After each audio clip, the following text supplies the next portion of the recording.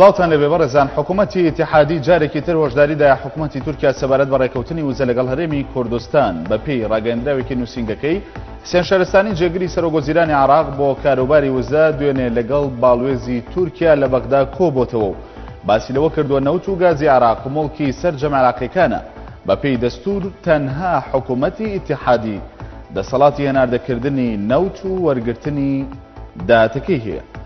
لە کۆنفرانسێکی ڕۆژنامەوانیدا ئارام ئەحمەد وەزیری شەیدان و ئەنفالکراوانی حکوومەتی هەرێمی کوردستان ڕایگەیاند تیمەکانیان لە چەند ڕۆژی ڕابردوودا لە ناوچەی نوگرە سەلمان ڕووفاتی 56 ئەنفالکراوی کوردیان لە چەند گۆڕێکی ئەو ناوچەیە دۆزیوەتەوە کە منداڵ و ژن و پیاویان تێدایە و بە پێی پشکنینی سەرەتایی و بە پێی جلوبەرگەکانیان دەرکەوتووە کە کوردن و خەڵکی ناوچەی گەرمیانە.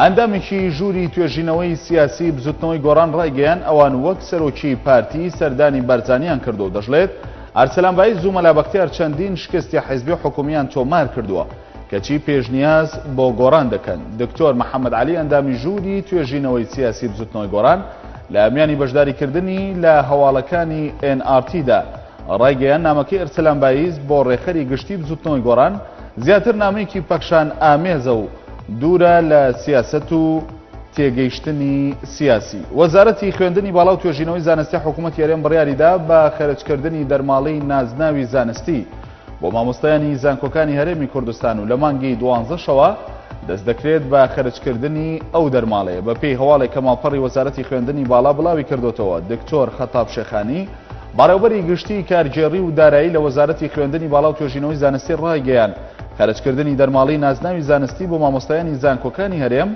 بڕیاری لێدراوە کە لە 7/5/2012ەوە جێبەجێ کراوە.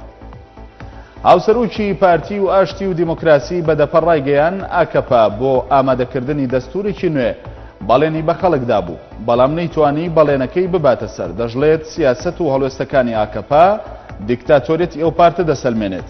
گۆڵتان کشناگ لە کۆبنەوەی فراکسیۆنی پارتەکەیدا لە پەرلەمانی تورکیا ڕایگەیان ئەوان دەیانەوێت ڕاستیەکان بۆ ڕای گشتی ئاشکرا بکرێن و مافی خۆیانە گەلانی تورکیا بزانن 2 ساڵە کۆمیسیۆنی ئامادەکردنی دەستوری نوێ چی کردووە و لەسەر چی گفتوگۆ دەکات. کورتەیەک لە هەواڵەکان پێشکەش کرا کاتێکی شات بۆ هەمولایەک.